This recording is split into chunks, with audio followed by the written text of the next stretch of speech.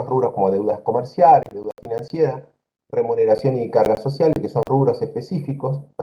Y vamos a trabajar también sobre deudas impositivas. ¿Qué son los pasivos? En su momento ya habíamos aprendido, cuando hablamos de los elementos del patrimonio, habíamos identificado a lo que era el concepto de pasivo. Y decía el concepto este pasivo, que debido a un hecho ya ocurrido, esto ya lo habíamos planteado en más de una oportunidad, o sea, tiene que haber ocurrido algo para considerar que uno tiene un pasivo.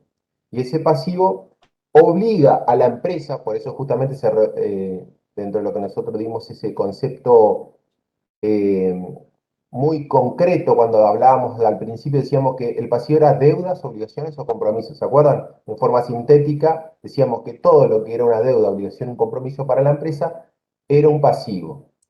Entonces sí, se sigue manteniendo la misma estructura, pero tenemos que identificar que dentro de esa deuda, obligación y compromiso tienen que existir ciertas características. Por ejemplo, que haya un hecho ocurrido, no que va a ocurrir, como decir, me voy a comprar un auto en cuotas y no significa que ya tengo una deuda.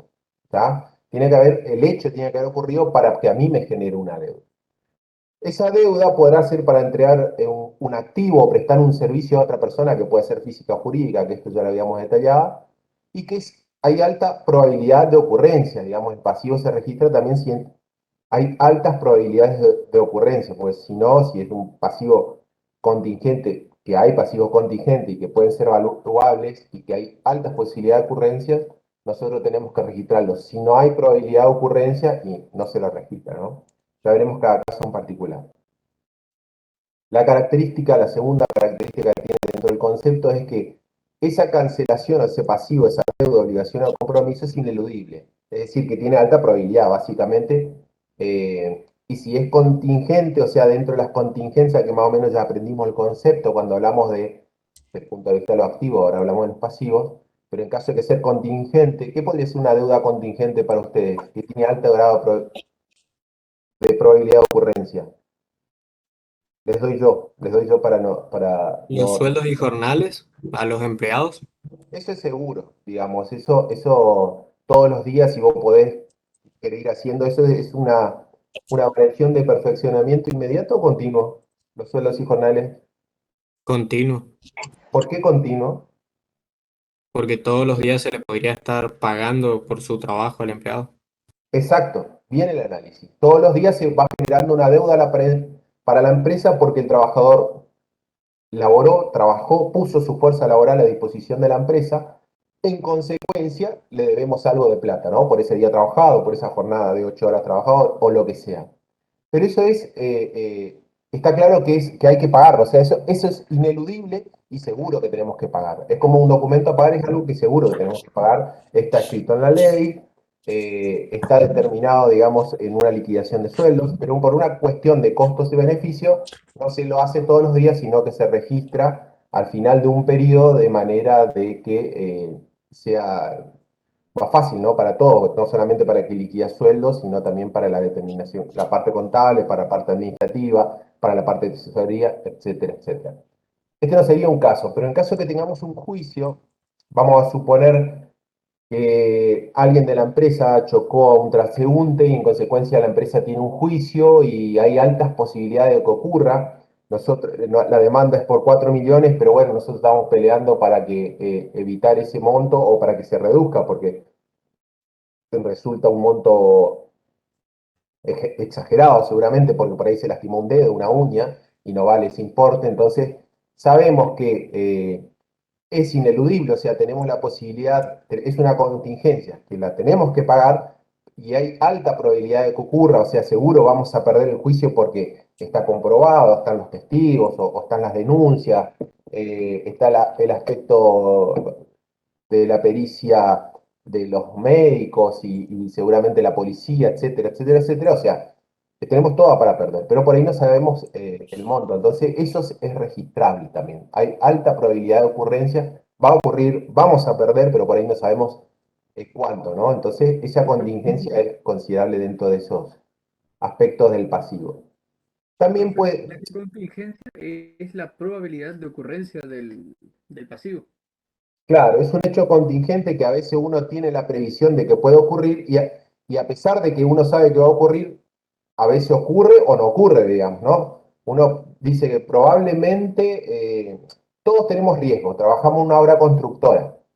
Nosotros podemos prever de que alguien se va a accidentar. Y por más que uno prevea que uno use todas las herramientas de seguridad e higiene que está contemplada, se hacen todos los cursos, no significa que no vaya a ocurrir un accidente. A pesar de que uno hace la predicción, igual ocurre el accidente. Entonces, eso es lo contingente, digamos. Uno obviamente no quiere que ocurra el accidente, pero puede ocurrir igual, ¿no? Y también están las contingencias que no necesariamente uno prevé. Puede ser que uno no prevea, está construyendo el edificio y viene, no sé, un tornado y destruye todo el edificio. O se quema todo el edificio, eso es algo que uno puede decir, no, esto no tiene por qué quemarse, no tiene por qué destruirse por alguna tormenta fuerte y sin en cambio sí puede llegar a ocurrir, ¿no? Sí, ¿qué ibas a preguntar? Que la previsión para deudores incobrables es una contingencia. Claro, claro.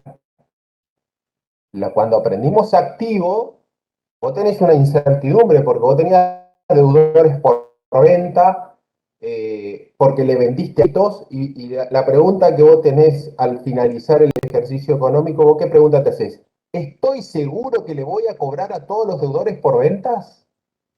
¿Y vos estás seguro que le vas a cobrar a todos los que les prestaste plata? Ante esa incertidumbre, porque, no sé, salvo que tenga la varita mágica y estés recontra seguro que vas a cobrar. O sea, puedes tener el futuro, pero en una empresa donde hay un gran caudal, un movimiento de dinero y ventas que son a plazo y en cuota, etcétera, etcétera, no siempre tenés la posibilidad de cobrarle a todos. Los bancos conocen muy bien sobre esa situación y las empresas que venden en cuotas conocen muy bien esta situación. Entonces ya tienen un cierto grado de contingencias, de riesgo de no cobrar.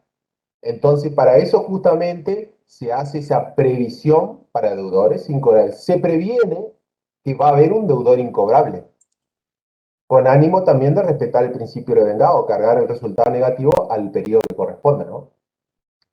Por eso es una contingencia justamente la previsión para deudor incobrable. En ese caso el activo, ¿no? Por el derecho a cobrar. Y en el caso del pasivo también puede ocurrir algo similar, que ocurra un hecho de que nosotros probablemente tengamos que ver, como el caso del juicio, o hay alta posibilidad de que sí, el juicio lo tenemos perdido, estamos seguros, el abogado no hace un informe que está en el juicio, sí, lo perdemos seguro, lo que no estamos o no tenemos claro es el daño pecuniario, el monto pecuniario que nos va a resultar a nosotros dentro de ese juicio, ¿no?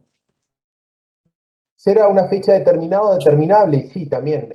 A veces la fecha determinada, generalmente nosotros trabajamos todos con fechas determinadas. Sabemos que la deuda tenemos que pagarla dentro de 30 días o 60 días o 90 días. Eso es fecha determinada, es clara. Y algunas cosas tienen que ser determinables después de la cosecha de tal cosa o después de ocurrido cierto evento, habrá que pagar tal o cual impuesto en función a lo cosechado o cosas así. Entonces, esas cuestiones son determinables o debido a la ocurrencia de cierto hecho a requerimiento del acreedor.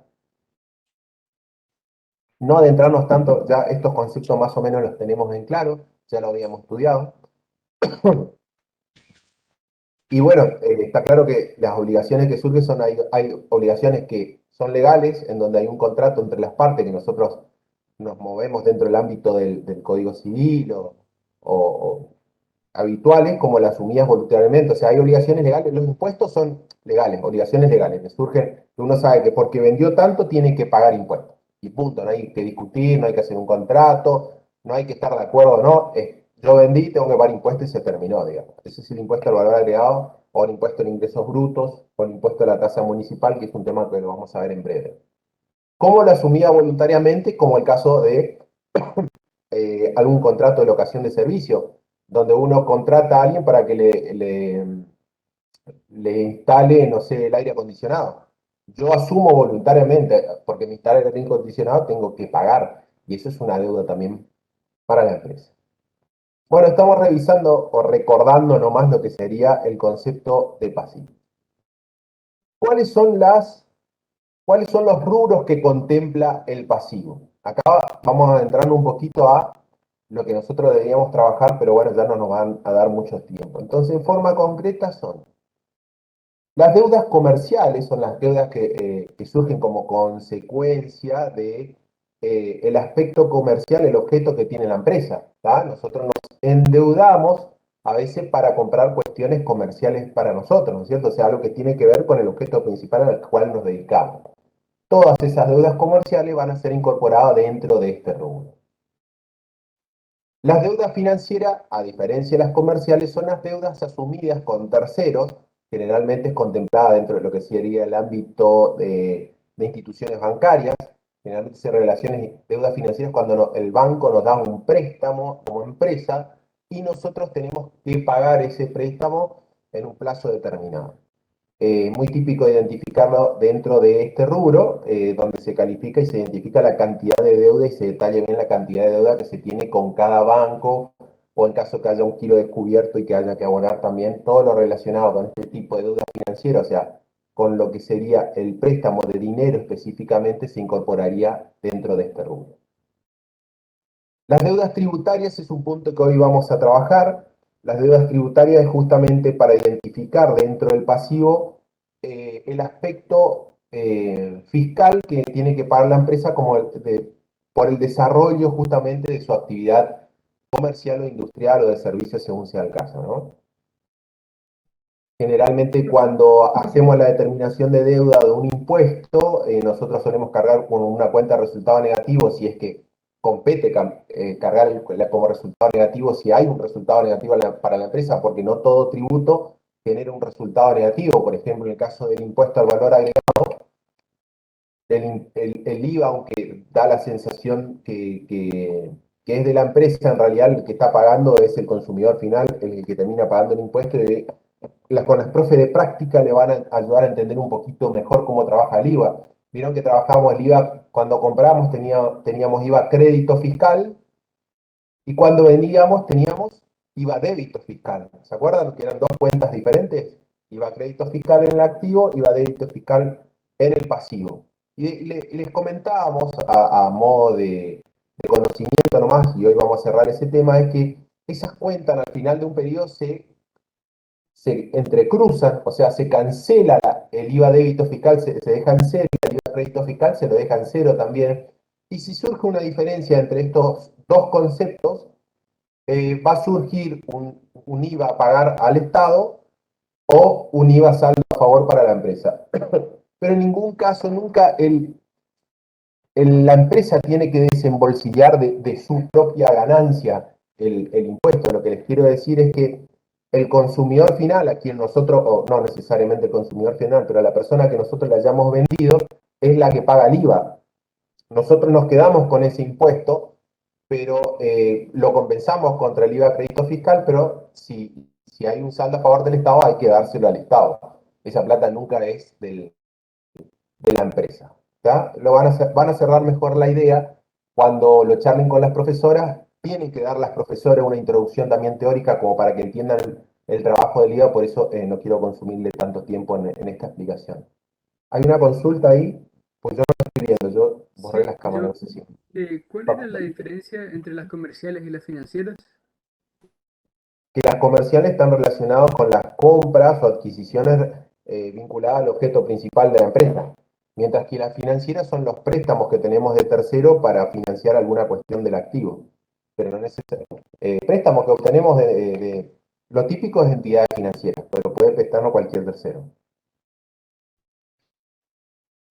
Profe, hay una cuestión acá que yo, desde que empezamos con el IVA, yo no estoy entendiendo, que se dice que el IVA es un impuesto recuperable, ¿cierto? Exacto.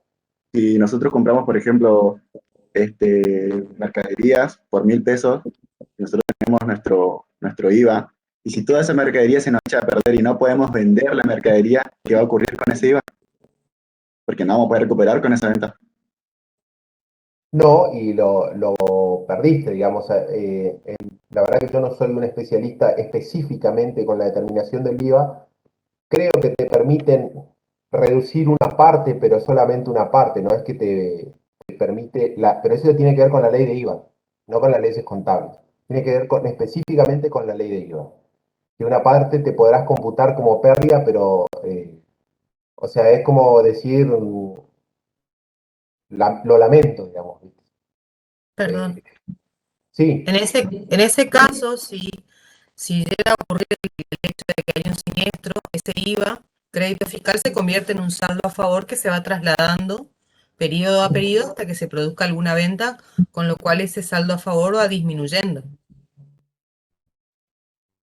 Lo que pasa es que la ley de IVA, como le decía el profe, es tan compleja y tiene tantas situaciones variadas que no es el objetivo de verlo en esta materia. Ustedes acá lo único que necesitan aprender es cómo se determina la posición del IVA. Después en quinto año, cuando vean la ley de IVA, tienen un cuatrimestre entero para estudiarla. Y van a ver que es bastante compleja, que admite determinadas situaciones, distintas alícuotas, dependiendo de cuál sea la empresa. ¿Qué pasa si hay actividades que están grabadas y no grabadas? Es tema complicado, complejo. Dale, profe, muchas gracias. lo que dice la profe es cierto, o sea, por eso yo le decía, nosotros, ¿qué estudiamos acá? Nosotros estudiamos cómo registrar el IVA. Y ya aprendimos a registrar el IVA crédito fiscal y el IVA débito fiscal. Es un poco la determinación de la posición mensual, que es un tema que lo van a desarrollar un poquito más con ella. Sin importar lo que pase, si se pierde, se gana, qué sé yo, no importa. Lo que nosotros sí tenemos que salir sabiendo de contabilidad básica es cómo registrar. ¿Está? Entonces, también la pregunta del compañero la hizo, pero tiene que ver con cuestiones específicas del IVA, como dijo Paola, y bueno, se trasladará en el tiempo, o tal vez tengan algunas cuestiones particulares específicas, pero para eso hay que saber la ley del IVA, lo cual a nosotros no nos interesa. Porque si hay cuestiones, digamos, usted tiene un sector impositivo, le va a decir, este IVA te puede sacar, y bueno, lo que sí tienen que saber ustedes es cómo registrar, porque en este momento estamos trabajando nosotros dentro del desarrollo profesional del contador o licenciado, es el conocimiento de cómo registrar justamente el tratamiento del IVA. ¿Ya? Bien, entonces, este es un tema que van a seguir con las profes, deudas tributarias, los anticipos de cliente, un tema que no hay mucho para conversar, pero está claro, conocemos cuando los clientes a nosotros nos anticipan plata, nosotros tenemos la deuda, la obligación de darle a ese cliente ese bien o ese servicio que ya conocemos. Son cuentas que ya la hemos trabajado. Deuda por remuneraciones y cargas sociales. Bueno, acá hay una particularidad importante, digamos, que hay otro PowerPoint que yo lo voy a buscar, la verdad que ahora me acabo de acordar que hicimos un PowerPoint más para hablar, pero lo que pasa es que no sé si lo hacen ustedes, profe, o lo busco yo más tarde, de práctica, porque Profe, eso no era con respecto a las obligaciones que son, o sea, son aquellas obligaciones que están en contra, no sé cómo explicarlo, pero yo tengo notado acá, son aquellas obligaciones que contra el ente por tener en relación de dependencia, por ejemplo, aporte a pagar o contribuciones a pagar.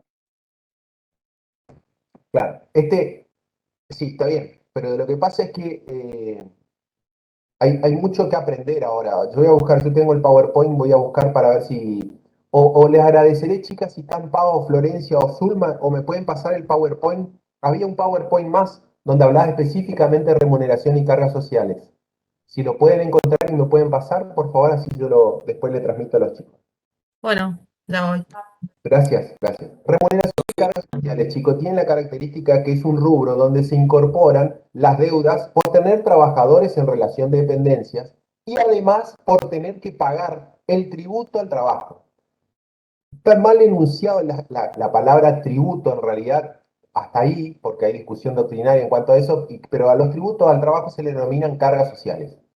Y en forma más coloquial, hablando en términos más vulgares, las deudas por remuneraciones serían los sueldos que hay que pagar por tener a un trabajador en relación de dependencia, como dijo el compañero, eso serían deudas de remuneraciones, y las deudas por y de deudas de cargas sociales significarían que son las deudas que tiene la empresa en cuanto a la parte impositiva, en cuanto a la parte de tributo, porque por tener un trabajador en relación de dependencia hay que pagar un tributo, ¿se entiende? Y esas son las cargas sociales.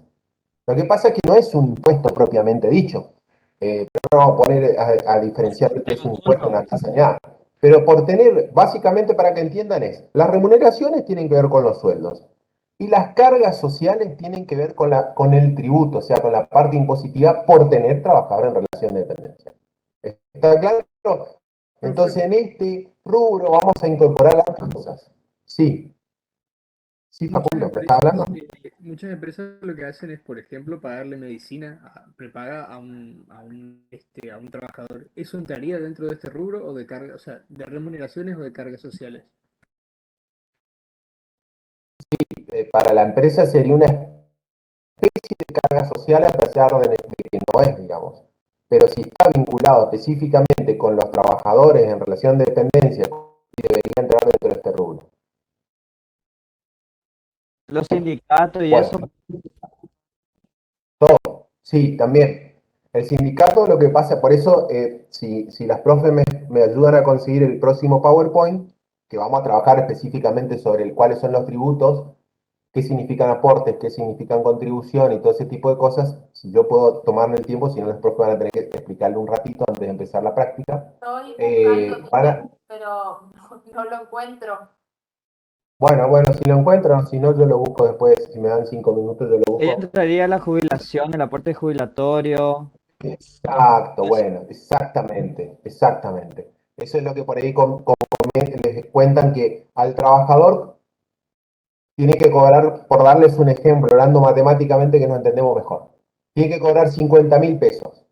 Pero antes de cobrar esos 50.000 pesos, las leyes le dicen, las leyes de las cargas sociales le dicen a la empresa, señor empresario, usted antes de pagarle los 50.000 pesos, tiene que descontarle para su jubilación del trabajador, para la obra social del trabajador, para otros beneficios, beneficios como asignaciones familiares y otras cuestiones particulares del trabajador, para la parte sindical. O sea, descuéntele todo eso y lo que sobre de eso le da al trabajador.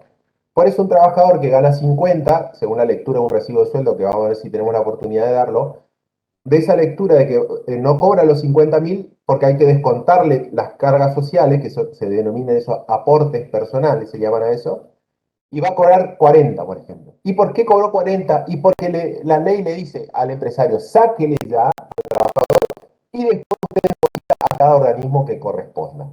¿Está? Entonces, esos son los aportes sociales, que lo veremos en breve, chicos, porque adentrarnos ahora hablamos muy en el aire y no lo podemos trabajar.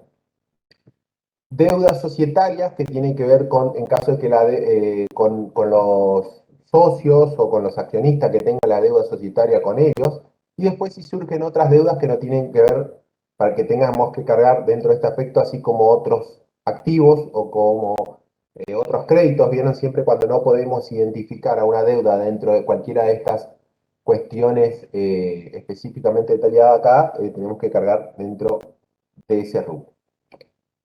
Bien, y por último están las previsiones. Como el ejemplo que hoy les di, las previsiones están como el caso de la previsión para despido. Perdón, como la previsión para juicio. Hoy hablamos de un juicio, no para despido. No se usan las previsiones para despido. Como las previsiones para juicio. ¿Se acuerdan que tenemos un juicio, que sabemos que vamos a perder, que tenemos un monto más o menos, piden 4 millones, pero nosotros decimos que no puede valer más de 10.000 o de 100.000, entonces el juez evaluará eso y asignará un monto, y bueno, ahí podríamos hacer una determinación de una previsión. ¿Está? ¿Cuáles son las cuentas que vamos a utilizar dentro del pasivo? Ustedes ya conocen cuáles. Estas cuentas ya las venimos utilizando. ¿Está? Por ejemplo, proveedores. ¿Qué eran proveedores? ¿Qué representan? No me dan todo el detalle. Personas que demos dinero por compra de mercadería. A ver, ¿cómo es? Personas que demos dinero por compra de mercadería a plazo.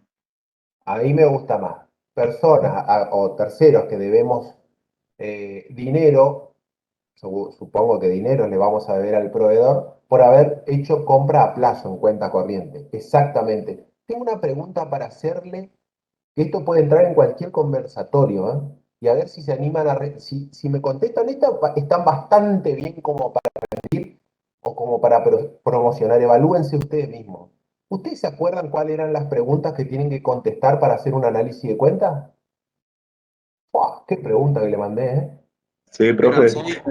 ¿Cuál es ¿Qué su representa la naturaleza? cuenta? ¿Qué representa? Acredita, cuándo ¿Cuándo se se debita, debita? ¿Cuándo se acredita? qué saldo tiene. ¿Qué saldo tiene? Su naturaleza. Y su naturaleza. Su naturaleza, Y según su ¿Y qué agrupación o representa su extensión. saldo? las primeros 5 están, ¿está? ¿Qué representa? Está muy bien. ¿Qué saldo tiene? ¿Cuándo se evita? ¿Cuándo se acredita? Y según su naturaleza, ¿está? Y la sexta que podríamos agregarle, que era, si se animan, esa ya no es, pero con 5 que contesten, estas están excelentes. Y la última, una más, a ver si se acuerdan. ¿Qué Significado su representa saldo. su su saldo? significa su saldo? ¿Qué representa su saldo? Exactamente. ¿Qué representa su saldo? Porque ahí está la clara diferencia. Proveedores 5 millones. Cuando ustedes le expliquen al dueño de la empresa, le van a decir, el dueño de la empresa, ¿qué significa proveedores? Ahí le está preguntando a usted qué representa proveedores. Y van a contestar lo que dijo el compañero Cerdán, si no me equivoco, fue quien contestó, donde manifestó. Representa la deuda que tiene la empresa que debemos abonar por haber hecho compra de mercaderías a plazo. Eso representa. ¿Y qué representa proveedores 5 millones? Y representa que al 31 de diciembre, que a la fecha de medición, nosotros le estamos debiendo a todos los proveedores juntos 5 millones de pesos. ¿Está? No necesariamente a veces coincide específicamente lo que representa con lo que representa su saldo. ¿Está? Bien, documentos a pagar, lo vimos que era cuando teníamos una deuda y lo hacíamos con un documento que era un Pagaré. pagaré. ¿Estamos de acuerdo? Bien. Anticipo de cliente es un punto que ya lo hemos visto. ¿Cómo sería un asiento donde... A ver, tíreme un ejemplo, un asiento donde utilizamos la cuenta anticipo de cliente.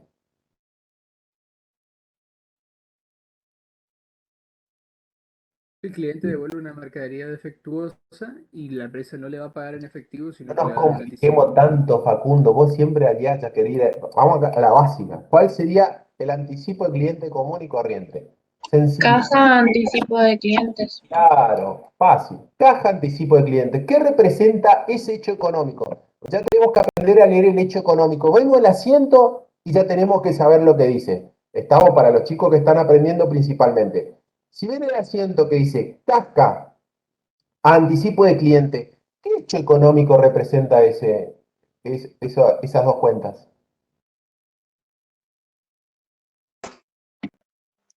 Una venta a plazo. Una venta a plazo. Está asegurando que en el futuro va a comprar mercaderías o al objeto principal que se realiza el ente. Es el compromiso que posee la empresa para Representa entregar el bien o servicio, digamos, por el cliente que anticipó, digamos, la plata, el dinero. una promesa de entrega que dimos. Yo sé malísimo. A ver, están todos acertados, pero es como que le falta algo, digamos. ¿Qué es lo que, a ver, si yo Creo que veo, me faltó el pago de forma adelantada. O sea, no representa el pagar por compromiso que posee la para mí empresa. más de todo. A ver, vamos por partes nuevas. Si yo ¿Puede leo ser que un cliente caja, entregue plata en efectivo adelantado por un producto o un servicio que tenemos que entregarle a futuro? ahí me gusta más. Esa definición me gusta un poquito más. Como dice caja, nadie me habló de la caja. Es la percepción de dinero, la plata que recibimos, los fondos que recibimos para darle o entregarle o generarnos a nosotros la obligación de entregarle un bien o un servicio, como dijo Anabela. Ese hecho económico está representado ahí. Fíjense si ustedes leen la guía, cuando lean una guía de trabajo práctico, se van a encontrar de que vino un cliente y dejó plata por 100 pesos en concepto de futuras compras. Así dice. Entonces, ¿qué nosotros hacemos? Caja, anticipo cliente. Justamente estamos en la guía, le está dando el concepto básicamente que usted tiene que poner para explicar este hecho económico. Se recibió plata, por eso dice caja, y con esta plata no es que ya es nuestra, sino que a nosotros nos generó una obligación que es de darle un bien o un servicio futuro, porque por ahí congeló un precio, pagó solamente una parte, por ahí pagó todo, o sea, eso se verá cada caso en particular. Porque el anticipo del cliente ya vieron en casos que tuvieron que que viene con el anticipo del cliente, después le entregan el producto y todavía tiene que pagar algo el cliente, que podrá hacerlo en cuenta corriente o en efectivo en ese momento. Veremos. ¿Está? Bueno, acreedores varios. ¿Cuál es la diferencia con proveedores? Que no le compramos mercaderías que no son habituales, por así decirlo. Es por la compra, es la deuda que tiene la empresa por comprar algo que no sea mercaderías o que no esté vinculado con el objeto principal de la empresa. ¿Está? Esa es la diferencia con acreedores de hora. Vale, compramos un bien de uso. Banco XX, cheque diferido a pagar, es una cuenta del pasivo. ¿Por qué? Porque es un cheque diferido a pagar, o sea, tenemos una deuda a futuro y hasta tanto no se cumpla con la fecha determinada establecida en el cheque, no, eso hace que se genere el diferimiento, ¿no es cierto? Nosotros sabemos que tenemos que pagar, está hecho el documento, está en el cheque y tiene una fecha futuro, pero hay que esperar a que se cumpla esa fecha y una vez que establecida esa fecha o cumplida esa fecha, tenemos que pagar. Eso es el banco XX, cheque diferido a pagar. A diferencia del cheque común, ¿no? Cuando es cheque común, nosotros directamente a banco registramos, a banco XX, cuenta corriente, listo. Interés negativo de vengar. ¿Es una cuenta del pasivo? Regularizadora. Regularizadora del pasivo. Regularizadora del pasivo y generalmente regulariza alguno de estos elementos que recibimos, proveedores o documentos a pagar o acreedores varios, ¿está? Eso es lo que regulariza, por eso va restando, va con signo negativo y va restando dentro del pasivo. Hipotecas a pagar y prendas a pagar es un punto que ya lo hemos visto en más de una oportunidad, lo vieron cuando nosotros generalmente lo vieron en la incorporación de bienes, cuando traía el socio, por ejemplo, la hipoteca a pagar tiene que ver con deudas que están vinculadas con bienes inmuebles, mientras que las prendas a pagar tienen que ver con bienes muebles registrables, generalmente en los rodados. ¿Está? Alquileres cobrados por adelantado. ¿Qué significa alquileres cobrados por adelantado? Que nosotros ya cobramos o sea, ya le cedimos el derecho del alquiler a la persona que nos pagó por adelantado, ya dejó de ser un activo.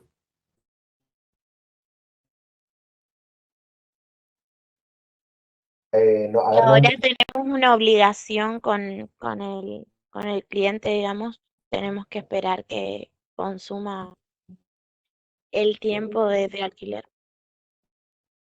claro, el alquiler que cobré por adelantado es porque vino alguien, nos dejó plata y como consecuencia de eso nosotros estamos obligados a darle un bien seguramente o un inmueble, un bien mueble, inmueble, según lo que le hayamos alquilado. Le alquilamos, por ejemplo, un depósito.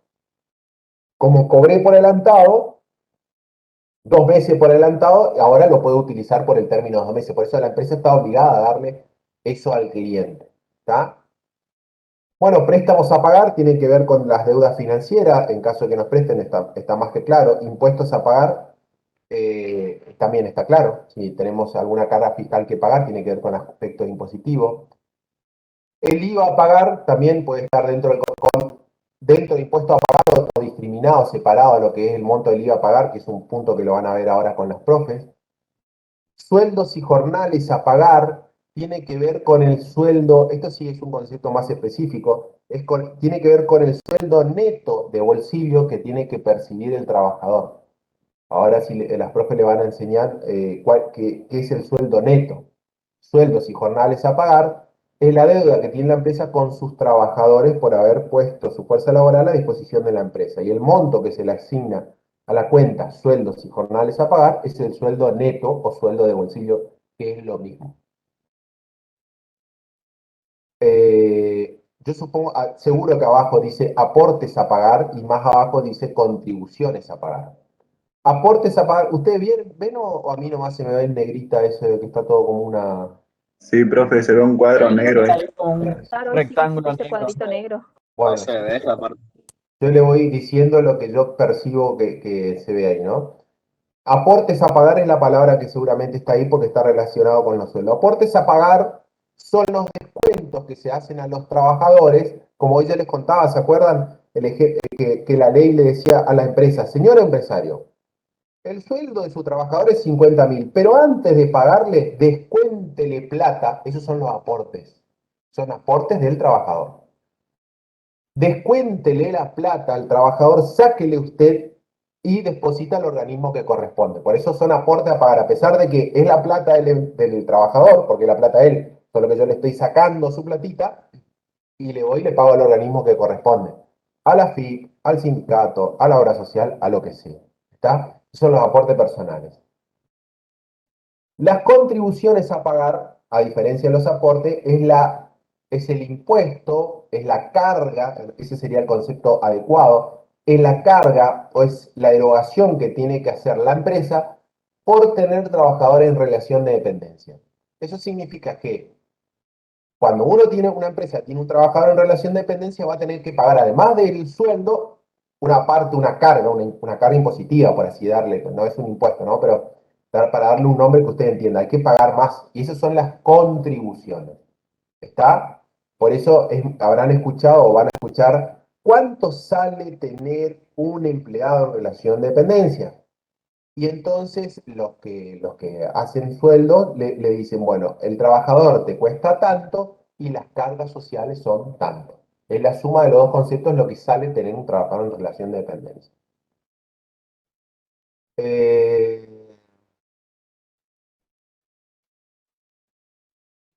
No sé qué está más abajo. El último es previsiones. Profe, ¿me Dividendos ayudan? a pagar.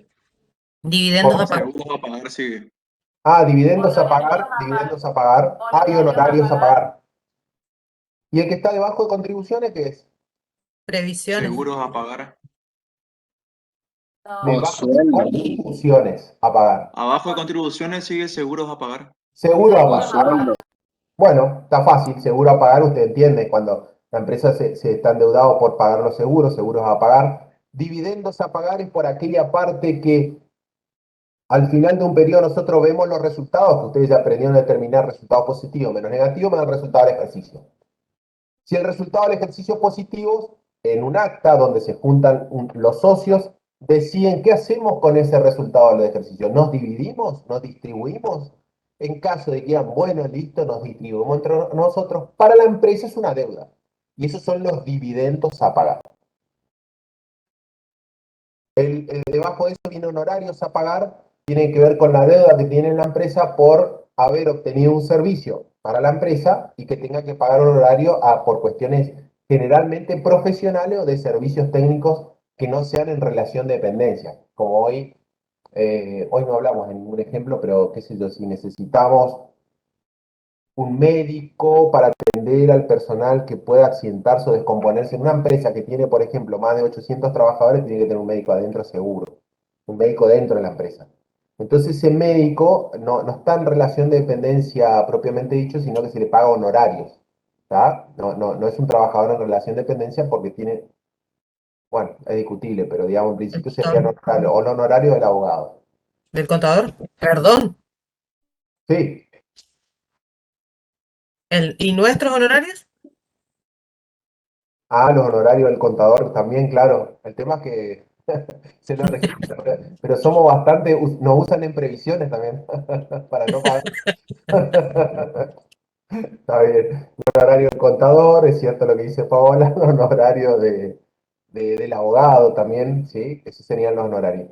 Y el último, previsiones, que es la cuenta que nosotros usamos a los efectos de prevenir aquella contingencia que pueda ocurrir y que sea de alta probabilidad y que también sea cuantificable, ¿no? Si no es cuantificable no la podemos registrar. Así que bueno, estas son las cuentas que vamos a utilizar. Ya hicimos los rubros y vamos a la clasificación. Bien, ¿cómo se clasifican? Según su forma de cancelación.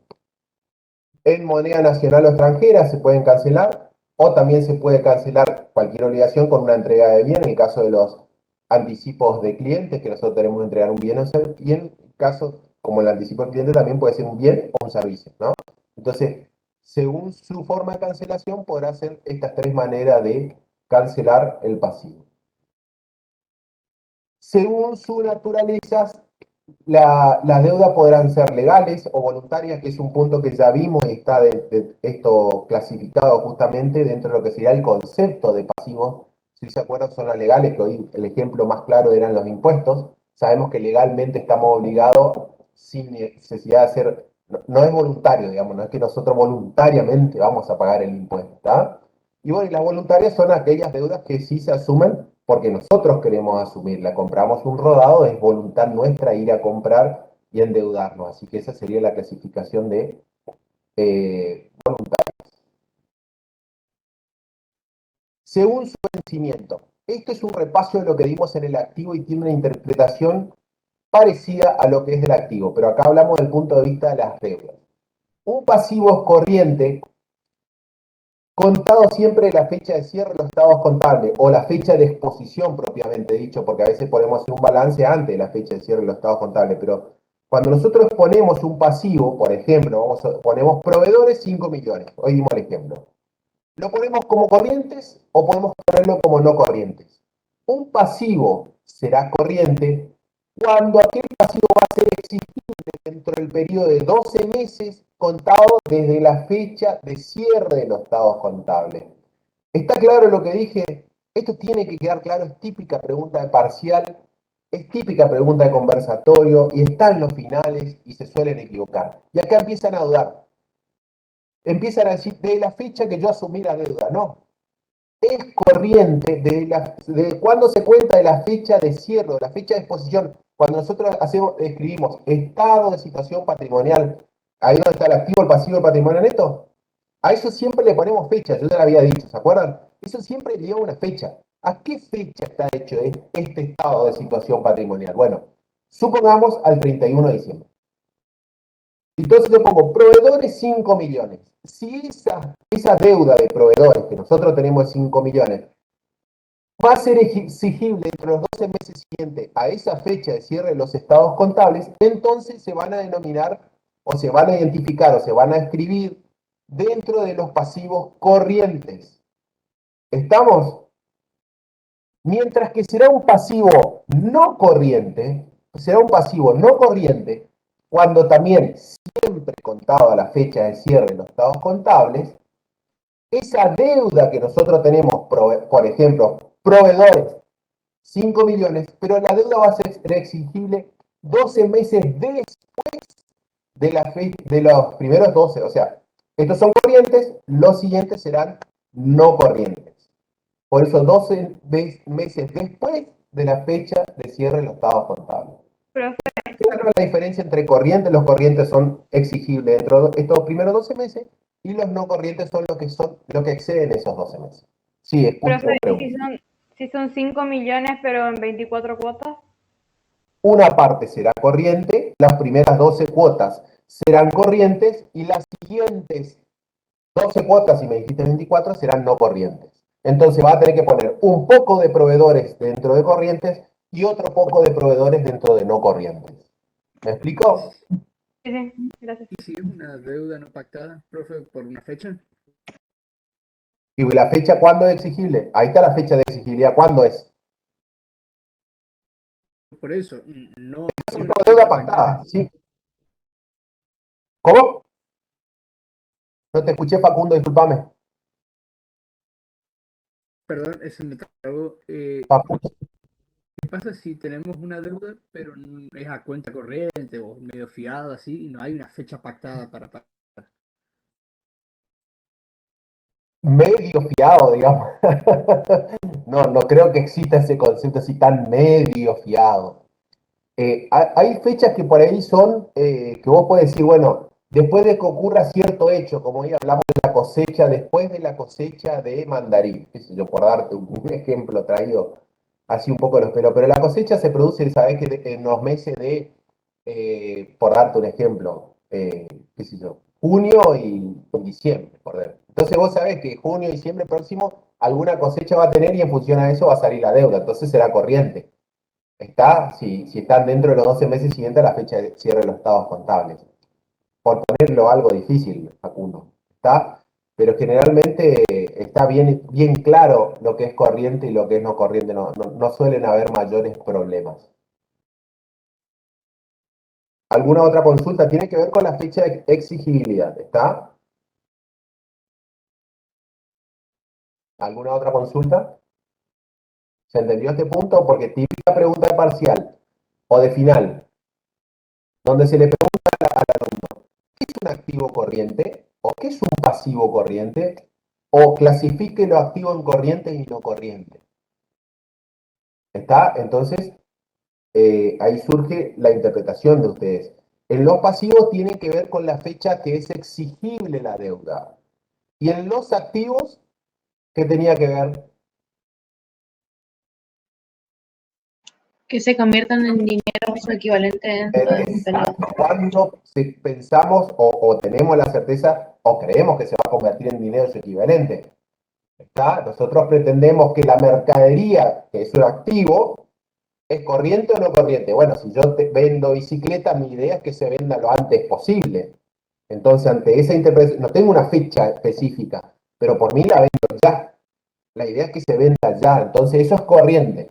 Ahora, si yo construyo, qué sé yo, por ejemplo, un edificio, yo soy una empresa constructora y el edificio no va a estar disponible hasta no sé, dentro de 3 años, entonces por ahí eso puedo calificarlo como como un bien de cambio no corriente. Bueno, ¿estamos, chicos? Seguimos, pues son 6 y se me está yendo la hora. Según su grado de incertidumbre, esto es un poco, ya lo vimos, pueden ser deudas ciertas, que son determinadas o determinables, en función a que ocurre un hecho determinado, o ciertas que ya están determinadas, sabemos cuál es el monto que haya que abonar, y las deudas contingentes, que hablamos ya de las previsiones como estos casos fortuitos, muy habituales, que para nosotros pueden generarnos un pasivo y en consecuencia un resultado negativo, ¿no? Y según su naturaleza jurídica se divide en 3 partes. En obligaciones de dar. Esas obligaciones de dar pueden ser dar cosas ciertas, donde nosotros sabemos específicamente lo que tenemos que dar, y que puede ser algo que tengamos que restituir, o sea, estamos obligados, si nos prestan algo, tenemos que restituir eso mismo, o algo que tengamos que transferir en caso de montos, y en caso de los derechos reales también son deuda de cosas ciertas como los inmuebles, la deuda hipotecaria, las deudas prendarias, ¿no? También dentro de las cuestiones de dar, eso es cuando dan cosas ciertas, pero también pueden ser que se otorgan cosas de dar cosas inciertas, en especie, por ejemplo, cuando estemos obligados a entregar una cosecha y no sabemos específicamente, es en especie, sabemos que tenemos que dar, pero no tenemos claro el cuánto de eso va a surgir en la cosecha, ¿no? O determinadas cantidades, bueno, eso específicamente también tiene que ver con las cantidades, ¿no? Y la otra opción es de dar, también que ustedes conocen, que es la más típica de dar dinero, cuando nosotros tenemos alguna deuda de dinero. Dentro de la naturaleza jurídica, dentro de las opciones de dar, también tenemos la de hacer, porque si no es un bien que tenemos que dar, es un servicio. Entonces tenemos que dar algún servicio que ustedes ya lo conocen. Y la otra opción, que también es la última y que puede ocurrir, es obligaciones de no hacer, digamos. Pueden pagarnos para que no hagamos ciertas cosas, digamos, que la competencia no quiere que hagamos tal o cual cosa, entonces vienen y nos pagan para que no hagamos. Puede llegar a ocurrir también. Y bueno, y con esto terminamos el tema de pasivos. Profe, ¿pudieron conseguir el tema de los pasivos? No tengo yo el PowerPoint, ¿eh? ¿No? ¿No será el que armaste para el video? Por ahí lo tenés vos nomás. Yo no recuerdo tampoco. Bueno. Yo estaba hablando con Pau, con Fer. Fer tampoco lo tiene. Bueno, por ahí lo tengo que buscar yo. Son 5:15. Vamos a culminación del proceso de contable y terminamos. Y después le doy un descanso. Si encuentro eso, lo hacemos antes de la práctica. Si no, les dejo a ustedes liberada para que lo expliquen. ¿Estamos? Bien. Terminamos lo que es el pasivo. Vamos a ver culminación del proceso contable. Esto ya es la unidad 5. Vamos a hablar en forma muy sintética de lo que correspondería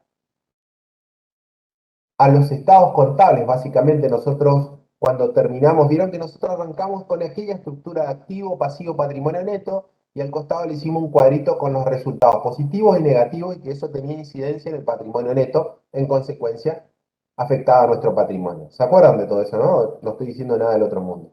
Pero para llegar a otorgar la información esa, tenemos que pasar por varios aspectos.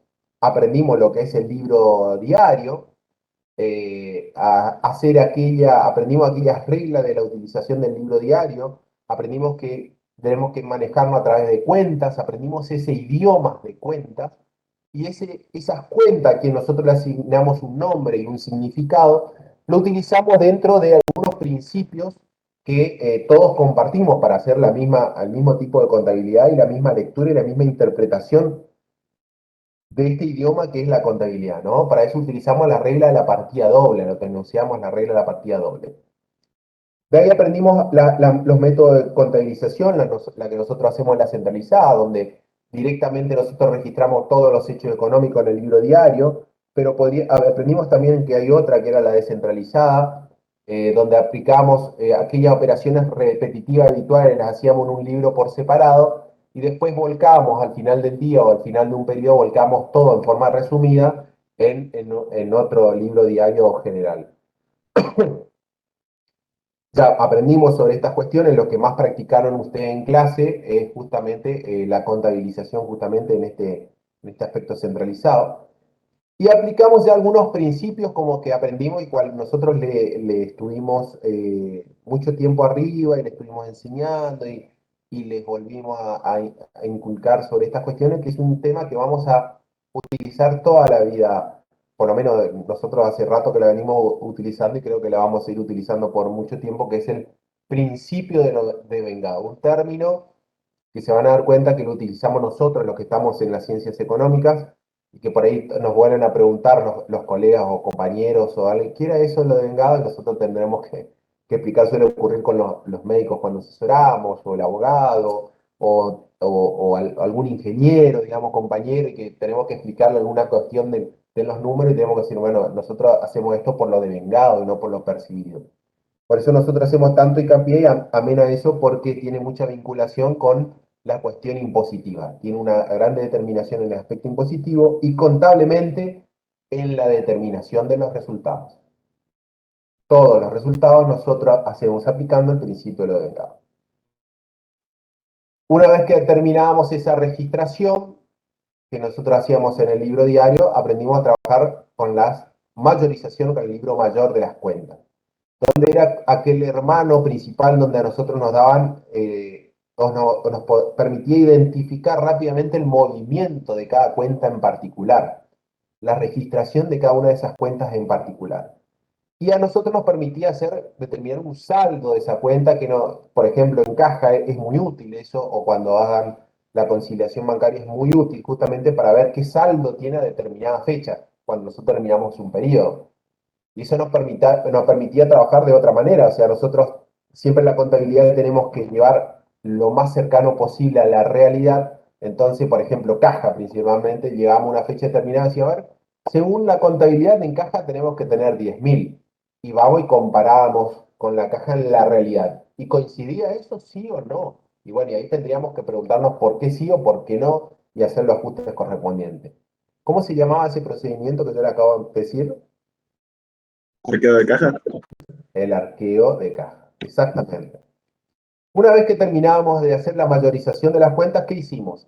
Aprendimos que podríamos registrar a todas estas cuentas que ya estaban explayadas dentro de todo nuestro sistema contable, que eran un montón, colocarlo, anotarlo en forma resumida dentro de un informecito que se llamaba balance de sumas y saldos. ¿Qué poníamos en el balance de sumas y saldos? Las sumas de todas las columnas del debe y el haber de cada una de las cuentas, pero ya el valor sumado en su totalidad, y por otro lado, un poquito más separado, el saldo que arrojaban la diferencia entre ese total del debe y el total del haber, y eso nos daba dentro de un sistema una información un poquito más resumida de todas las cuentas a una fecha, siempre es a una fecha determinada. Pero bueno, una vez que teníamos todo esos saldos, porque terminamos de registrar y registramos todos los hechos económicos y aplicamos el principio de la partida doble, concepto de valor de incorporación y la determinación del costo, bla, bla, hicimos todo eso que nosotros hemos aprendido en este periodo, tenemos que verificar que efectivamente hicimos bien las cosas. Entonces ahí empezamos a hacer el análisis de razonabilidad de los saldos. Entonces ahí nos vamos y identificamos, por ejemplo, si tenemos una cuenta de intereses positivos a devengar que tiene un saldo muy alto y nos parece, está medio alto esto y no tenemos casi deudas. ¿Estará bien esto? No, entonces eso es un análisis de razonabilidad. Dice, encaja 1.500.000 pesos cuando miramos el balance y sobre ¿estará bien 1.000.000 de pesos? Es raro que tengamos 1.000.000 de pesos en caja. Bueno, eso es un análisis de razonabilidad, en donde analizamos los devengamientos, vemos las depreciaciones que haya que registrar, o sea, ¿qué eran las depreciaciones? ¿Se acuerdan? La desvalorización de un bien. Del bien que teníamos que registrar, exactamente. Las contingencias que por ahí puedan, tenemos posibilidad de que ocurran en el activo, en el pasivo, según lo que veníamos analizando. Y teníamos que empezar a conciliar también. Empezamos a conciliar que el banco, donde hacíamos la conciliación bancaria, verificar que este saldo tenga una adecuación con el extracto bancario y ver si hay diferencias temporarias o permanentes, un tema que aprendimos.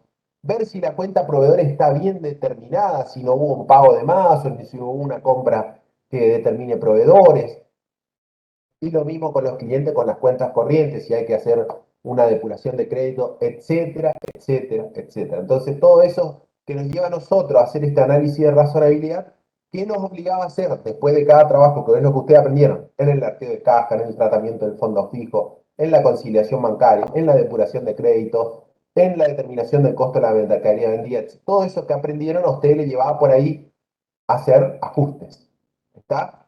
Entonces, como ustedes hacían esos ajustes, que es lo que hacían cuando vieron cuando terminaban el arqueo de caja, ajustaban las diferencias y hacían que coincida en la conciliación bancaria, verificaban, registraban las diferencias permanentes y terminaban en la determinación del costo. Por ahí, si no registraron un costo, si había una diferencia de inventario, se registraba, o si era por diferencia de inventario, se registraba, porque era el final del periodo.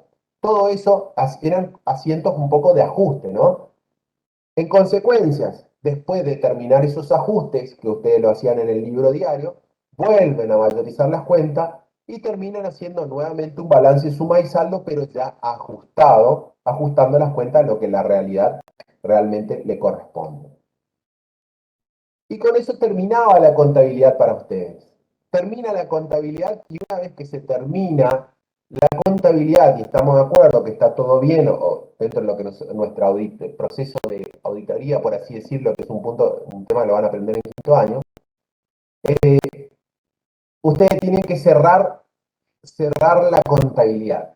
Se cierra la contabilidad, que es el último asiento que se hace dentro de un ejercicio económico, que es el asiento de refundición, donde se cierran o se dejan en cero todas las cuentas de resultados, no importa si son positivos o negativos, todas quedan en cero, o sea, el monto total de las cuentas que están en el debe se colocan todo en el haber para que queden en cero, y las cuentas de resultado positivo que tenían saldo acreedor se ponen todas en el debe, y por diferencia se compensa con la cuenta resultado no asignado, resultado del ejercicio según tengan, y les queda el cero. Después, si tienen tiempo, las profes de prácticas les van a mostrar cómo es un asiento de refundición de resultados. Y lo mismo, el mismo tratamiento hacen con el asiento de cierre de las cuentas patrimoniales, el activo, el pasivo y el patrimonio neto. Todas las del activo que tienen saldo deudor la anotarán en el pasivo. Todas las cuentas del pasivo que tienen saldo acreedor la anotarán, la registrarán en el debe para que queden en cero. Y todas las cuentas de patrimonio que ustedes saben que tienen saldo acreedor la anotarán en el debe. La diferencia de esto será el resultado no asignado o resultado del ejercicio de una cuenta que utilicen, y quedarán las cuentas completamente en cero. Con eso se cierra la contabilidad y terminó la contabilidad de un ejercicio económico, en el asiento de refundición. ¿Está? Y el asiento, cuando arranca el próximo ejercicio, económico, hay un asiento que se denomina el asiento de apertura. ¿Y de dónde se saca el asiento de apertura? Y desde el asiento de cierre de cuentas patrimoniales.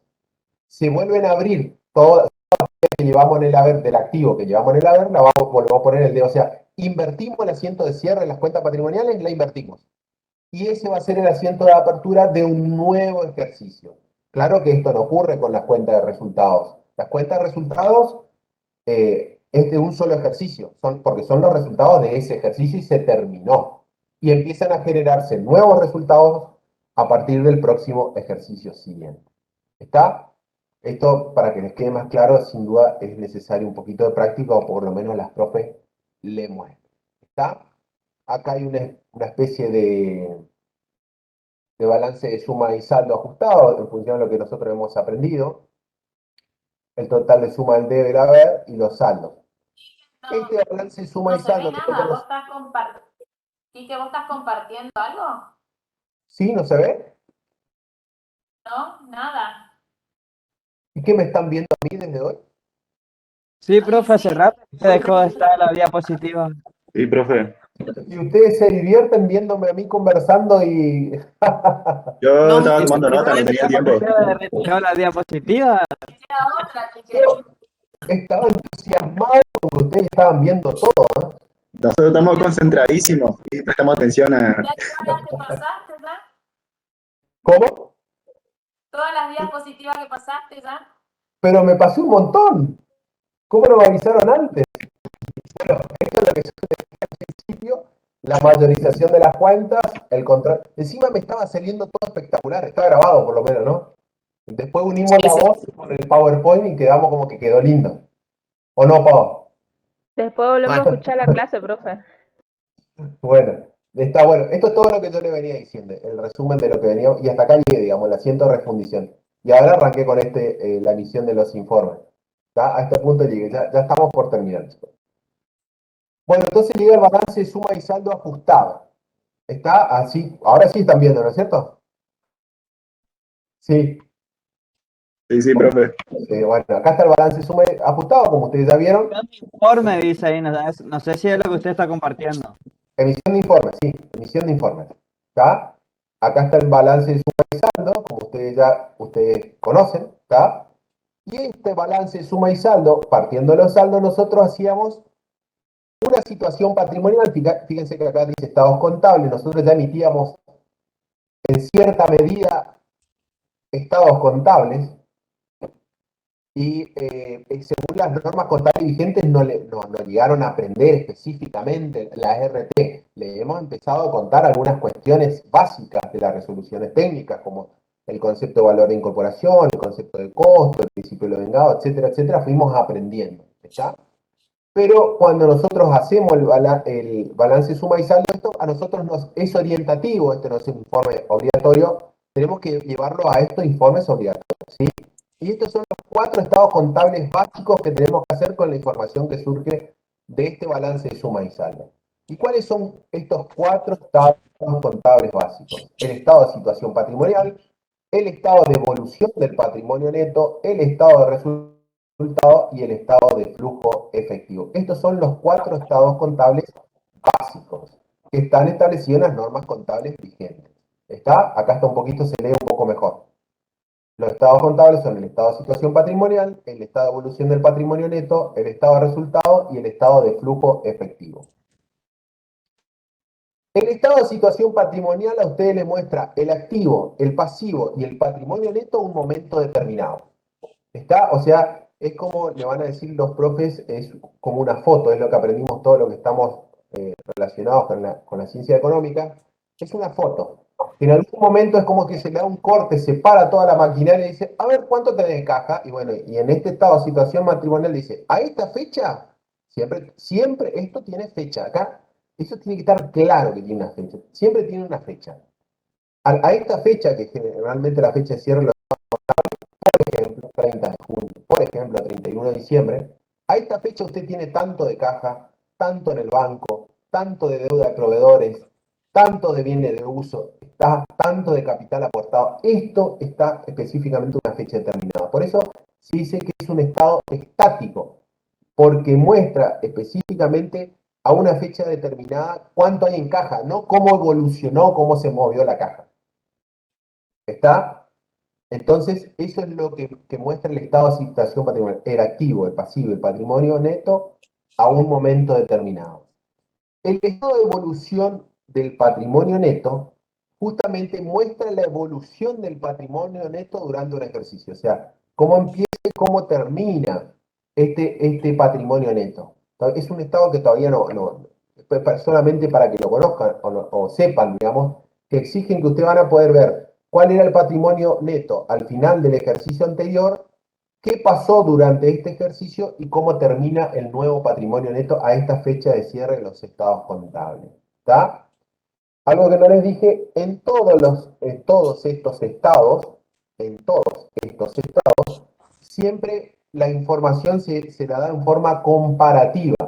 Siempre permite comparar el saldo del ejercicio anterior con el saldo de este ejercicio.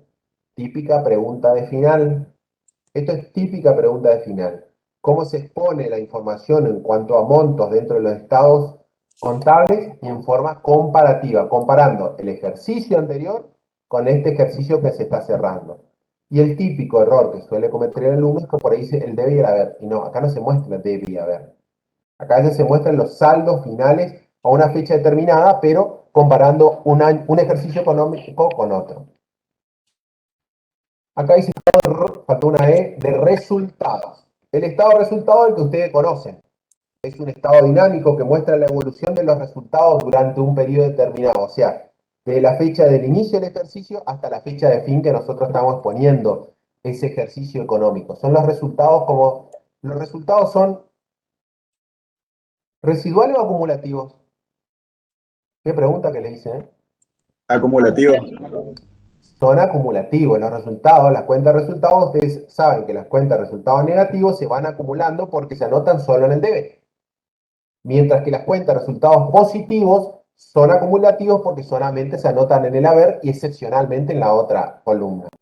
Entonces, ese hecho de acumular, por eso es acumulativo, hace que uno pueda ver el concepto ventas, digamos, van a ver ahí ventas, por 25 millones de pesos significa que yo, desde el inicio del ejercicio al final del ejercicio, 25 millones de pesos fue lo que recaudé.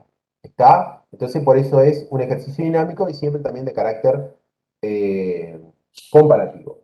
El estado de flujo efectivo muestra la variación y la utilización de los fondos del ente, o sea, en qué se gastó la plata, cómo se usó esa plata. ¿Está? Y va mostrando las variaciones positivas y negativas del movimiento al efectivo. También es siempre exposición de comparativa. ¿Qué es lo más importante acá? Que ustedes tienen que saber cuáles son los 4 estados contables básicos. Por ahí no se van a acordar cuál es el de flujo efectivo, cuál es el de evolución de patrimonio neto, pero hay 2 resultados que más o menos ya lo van a manejar. Por ejemplo, el de estado de situación patrimonial ya lo manejan. Se compone de 3 elementos. ¿Cuáles serían los 3 elementos del estado de situación patrimonial?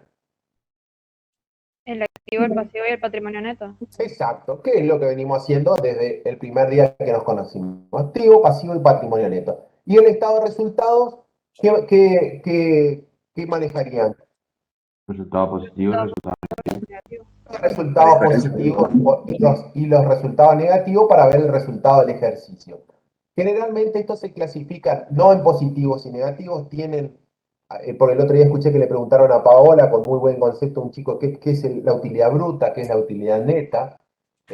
Con muy buen criterio, porque tenía una lectura un poquito más adentrada, digamos, en lo que es la contabilidad. Los resultados dentro del estado de resultados se van a escuchar o van a leer que se clasifican en ordinarios y extraordinarios.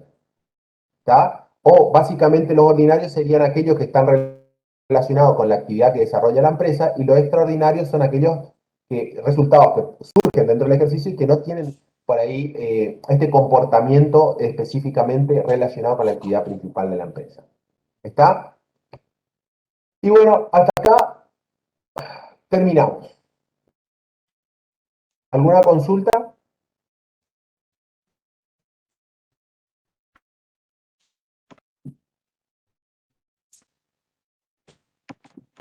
¿No?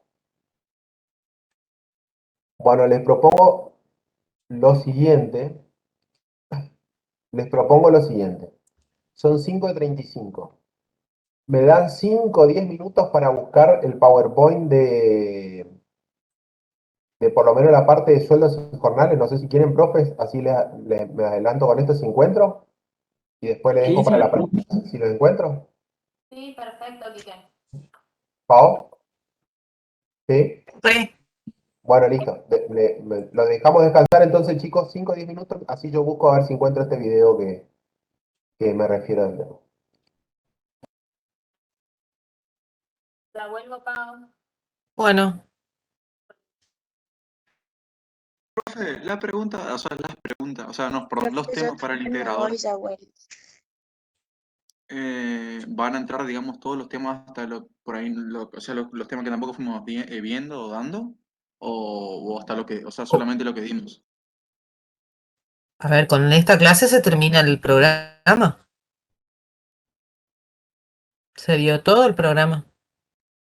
Claro, pero por ahí nos faltaron un par de temas, ¿se me hace o solamente se me hace? ¿Se te hace? No, el único tema que van a tener que recurrir ustedes a los videos tutoriales es inversiones. Pero lo que es pasivo, el profe ya los está explicando acá. Dio eh, el desarrollo conceptual de lo que es pasivo, cómo se clasifica, cuáles son los tipos de rubros que encuentran, cuáles son las características, las cuentas vinculadas. Todo eso ya lo vimos hoy, ahora. Además tienen videos, ¿sí? De pasivo y de desarrollo de práctica de pasivo. A continuación, el profe le va a mostrar lo de sueldos y jornales. Vamos a desarrollar ejercicios de sueldos y jornales y vamos a desarrollar ejercicios de deudas fiscales. Y bueno, ya tienen el de culminación del proceso contable. Con eso se termina el programa. Y en el integrador entra todo. Sí, Maxi, en esta clase se va a subir al canal. O sea, profe, que aparte de que mirar las cosas de inversiones, digamos lo que es plazo fijo, accionistas, ¿cómo Accionistas es? de inversiones. Perdón, acciones, títulos públicos. Sí. Pero más que nada conceptual. Nosotros en los conversatorios no le vamos a pedir que ustedes se sienten a hacer ejercicios. Generalmente lo que te pedimos es, por ejemplo, de un concepto de inversiones. Por ejemplo, de un ejemplo de una inversión. ¿Cuál es la renta? Porque el concepto de inversiones son aquellas colocaciones de fondos ociosos que se realizan para obtener una renta distinta a la habitual. Un ejemplo, un plazo fijo, en pesos. ¿Cuál es la renta habitual que genera ese plazo fijo? Los intereses. Las acciones. ¿Qué renta? ¿Puede ser considerada una inversión? Sí, puede ser considerada una inversión. Puede ser considerada una inversión temporaria o una inversión permanente. ¿Cuál es la renta que generan las acciones? Pueden ser de dos tipos. Si las acciones están en pesos, la renta serán los dividendos. Si es una acción en dólares, puede generar, además de los dividendos, una diferencia de cotización. Ahí tenemos que ver si las acciones cotizan o no en bolsa. El conversatorio, Noemí, va a ser después del receso. Y va a ser para aquellos alumnos que estén en condiciones de promocionar. Profe, mañana es la última semana de cursado antes del receso. Mañana no, la semana que viene. La semana que viene. Sí, sí. El receso arranca el 12 y culmina el 23. A ver, pero voy a mirar, creo. Voy a mirar el calendario. 12 seguro que arranca, porque el 9 no va a haber actividad, pero porque es feriado. A ver, arranca el 12, sí, correcto, y culmina el 23. O sea, el martes, a partir del martes 27 de julio, nosotros tendríamos los conversatorios con aquellos alumnos que están en condiciones de promocionar. No, me yo en eso.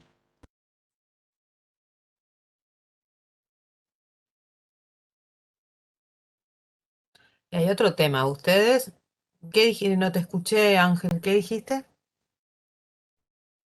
No me incluyo en ese grupo. ¿Por qué? No creo que llegue para la promoción. En el primer parcial sacaste 4, creo. En el segundo tengo que sacar sí o sí más de 6 para recuperar el primero Claro. para que quede en promoción. ¿Y pero por qué no te tenés fe? No.